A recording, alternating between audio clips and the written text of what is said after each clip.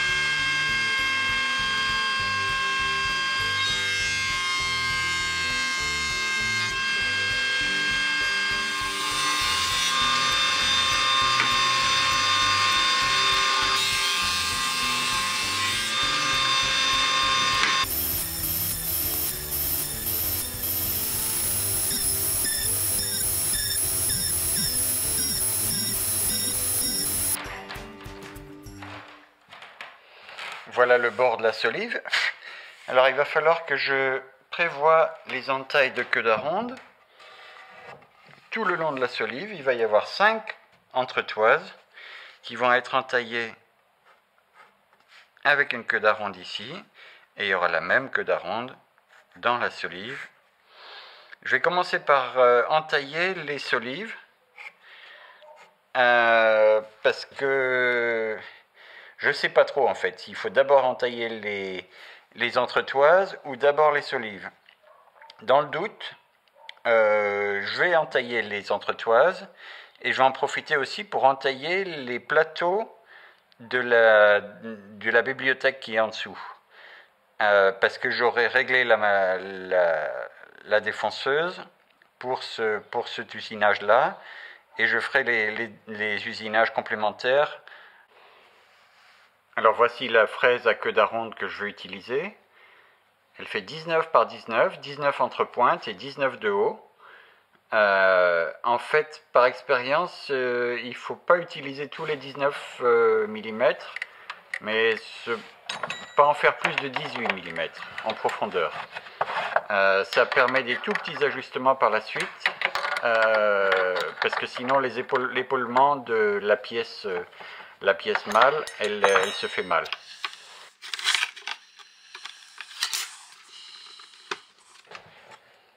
Donc il faut bien s'arranger pour que le pied de la fraise soit à fleur et qu'on reste bel et bien à 18 mm de haut. Voilà, là je pense que le réglage est correct. En avant.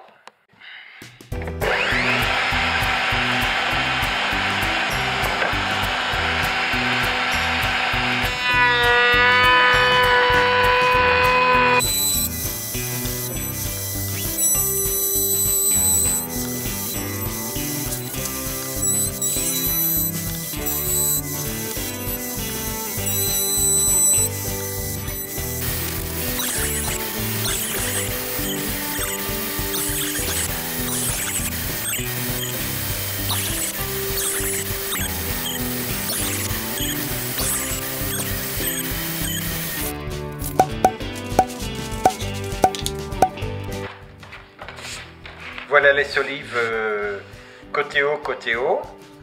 Les deux côtés inférieurs sont là.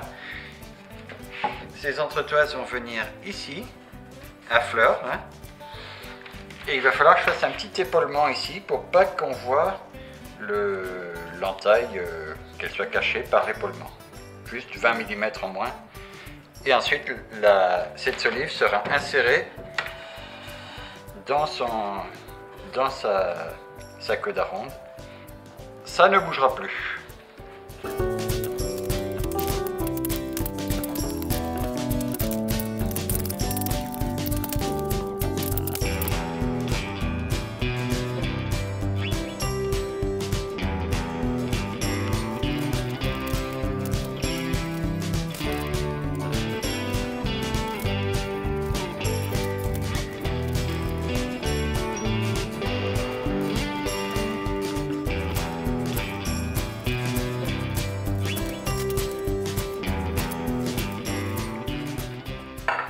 Alors j'ai récupéré la fraise à queue d'aronde,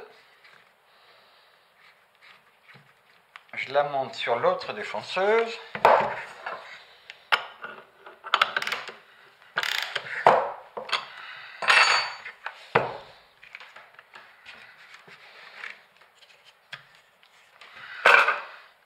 et je vais utiliser une bague à copier,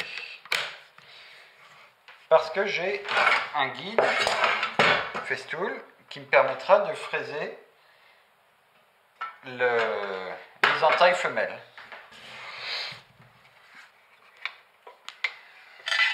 Donc je vais installer une largeur de 60 mm. Je vais faire un essai parce que ça va être impossible à calculer, parce qu'en fonction de la profondeur, l'entaille est plus ou moins large. Il y a tellement de choses qui rentrent en compte là, il vaut mieux faire un essai. Donc pour utiliser mon gabarit, que j'aime bien là, il faut que je décale mes traits de la moitié de l'espacement, ce qui fait 25 mm et demi. Je vais mettre 25.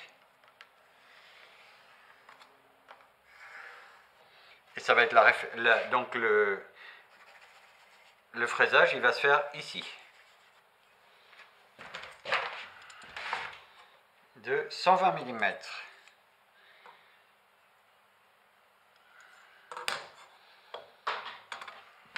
Que j'arrête mon fraisage ici.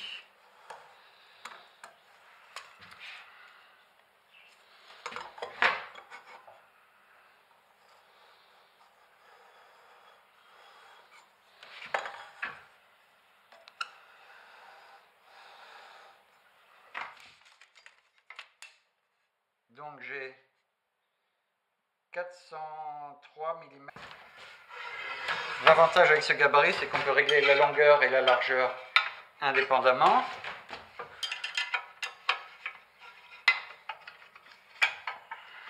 Il suffit de lire sur les graduations. Donc 323, voilà. Et c'est écrit la même chose ici.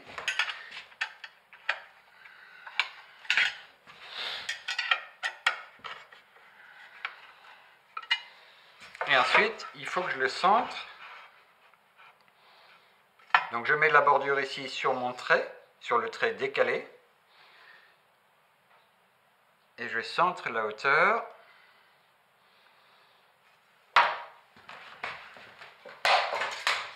Et il n'y a plus qu'à mettre les sergents magiques.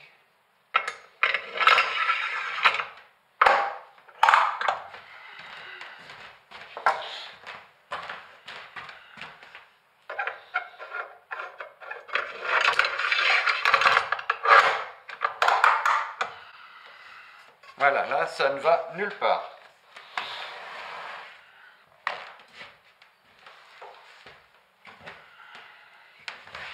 En fait, pour éviter d'avoir à fraiser tout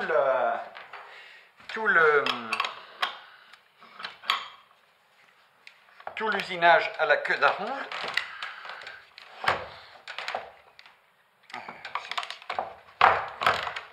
je vais fraiser la partie centrale avec une mèche hélicoïdale. Alors pour ceux qui ne connaîtraient pas, ce sont des mèches pour des usinages, enfin des défonceuses à commande numérique sur des bancs. Ça vaut beaucoup plus cher que des fraises classiques, mais ça va beaucoup mieux.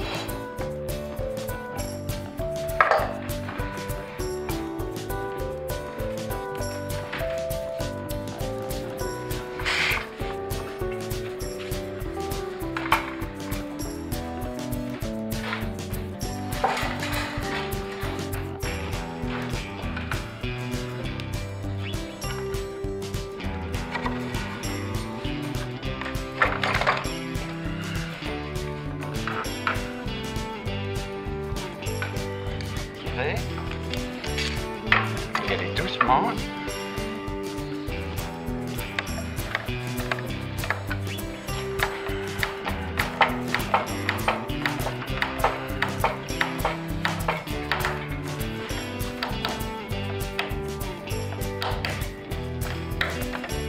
Et le voilà. Donc là, comme on dit, sans argent, il n'ira pas bien loin.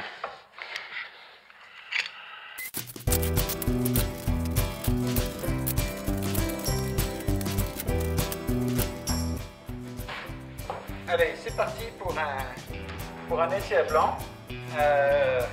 En direct. Hein.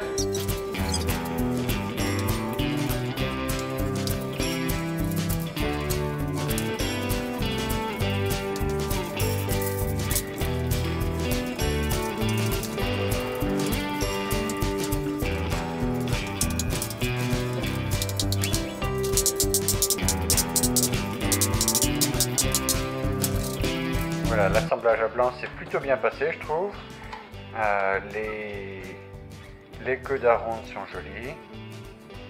De toute façon, en fait, sur le dessus, là, ça va plus se voir vu que ça va être recouvert par le caillebotis en acier. Alors, au bout, là, je vais devoir recouper les solives sur le trait, en gros, qu'on voit là-bas, pour l'ancrer avec un sabot invisible sur le solivage existant.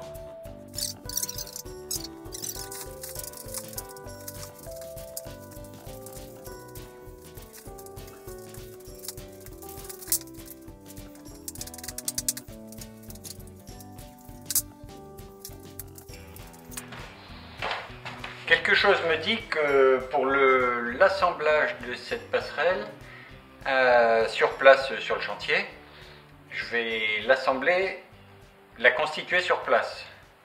Parce que je me vois très mal manipuler cet engin. J'ai pu mesurer là que c'était quand même bien lourd. Et il faut aller percher ça à 2,50 m de haut. Sans pouvoir mettre de palan il n'y a rien pour s'accrocher. Donc ça va être une solive, l'autre solive, et ensuite les petites traverses posées sur le meuble. Le meuble, il vient ici, on est à l'envers là, donc le meuble, il vient s'appuyer ici, avec des rayonnages accessibles de ce côté, et puis un petit rayonnage accessible de l'autre côté par ici. Donc là, il me faut un plateau, en gros.